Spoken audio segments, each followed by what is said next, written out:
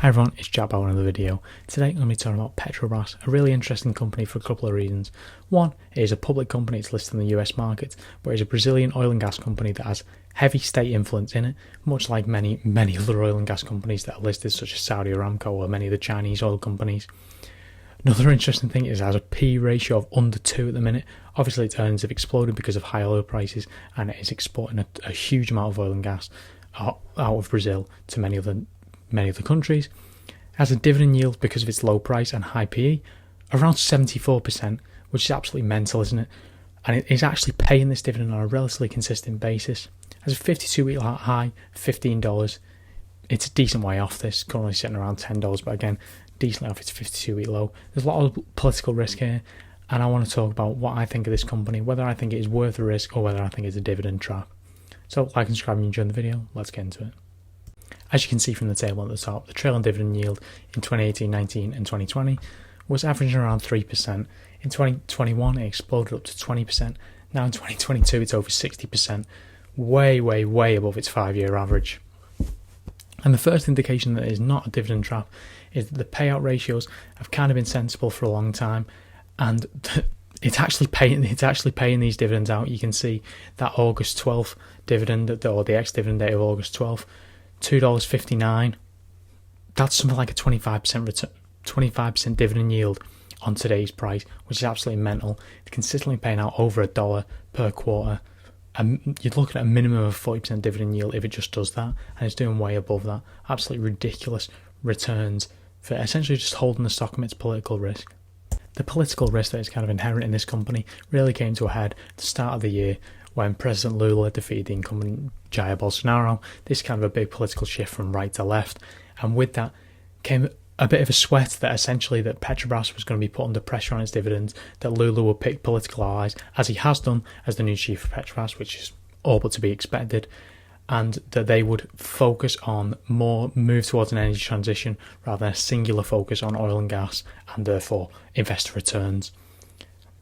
While Lula is kind of walking the walk at the minute, he's not actually done anything, and many European countries have done huge windfall taxes. Currently, Petrobras is trading an 80% discount to ExxonMobil, 50% discount to Shell, 50% discount to BP on a price-to-earnings ratio basis.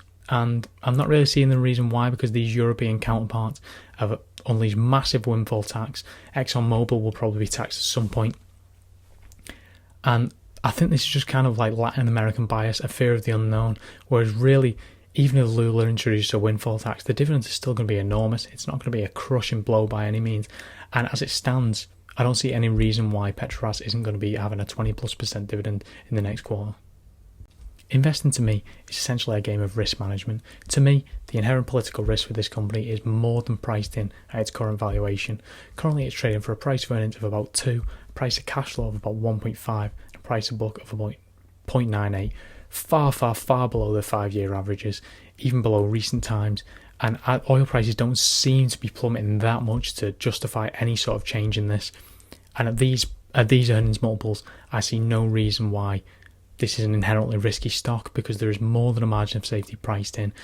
This has gone way overboard. Windfall tax are happening to many oil and gas companies around the world, particularly in Europe. None of that has happened in Brazil yet, and yet it is being priced as if that is an absolute inevitability or has already happened, which is absolutely not the case. Here's a table showing the most recent sales data. They announced the sales data and the financial data separately. The financial data hasn't been announced yet.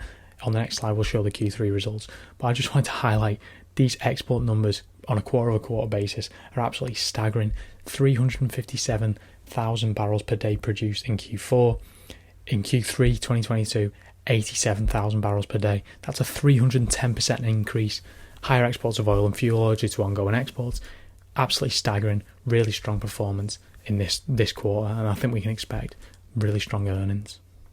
And now those Q3 sales numbers. Most important column here is the 9 months 2022 compared to the 9 months 2021. The individual quarters are not so important. Sales revenue of $94.3 billion compared to $60 billion in 2021. Free cash flow nearly $31 billion compared to just shy of $24 billion in 2021. Gross profit $50.4 billion compared to $30 billion in 2021. overall across the board, just much better year for Petrobras. Really rolling on all cylinders. Essentially, operating expenses not that much different at these sort of economies of scale. Consolidated net income attributable to shareholders doubled.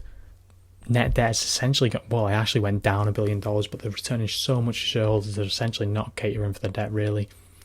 Really strong quarter, particularly if you're a shareholder receiving those dividends. Perhaps the most interesting development that's happened recently with this stock, and this is from secdatabase.com, is that BlackRock, arguably the world's premier asset manager, definitely the largest asset manager, now owns 6.5% of Petrobras shares, which they've recently bought. Absolutely staggering. BlackRock initially started as a risk management firm.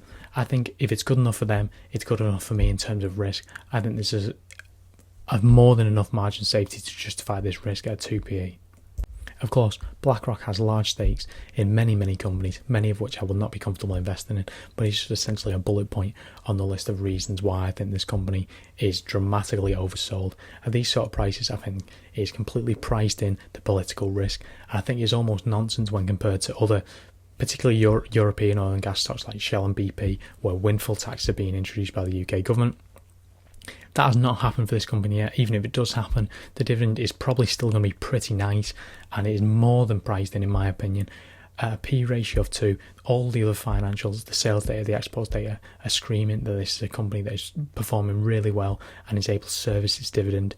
Even if it's not 74%, it's still going to be a very strong yield. That's good enough for me, and I'm going to be taking up a small position in this company just to see how it goes. It's not the end of the world if it backfires a little bit. However, I'm more than happy investing in this company at this sort of risk because I think there's a decent margin of safety. I think this company can service its yields very well and deliver $1 a quarter dividends or something to the like of that. And I'm completely happy at this sort of risk. It's well within my risk tolerance limits for this size in my portfolio. But of course, that's just my opinion. I'm not a financial advisor, so you should do your own research and due diligence. Let me know what you think of Petrobras. Let me know if you think it's a dividend trap or a potential for some free cash. Let me know whatever you think in the comments below. Remember, I'm not a financial advisor, of course. Like and subscribe and enjoy the video. I'll see you again next time.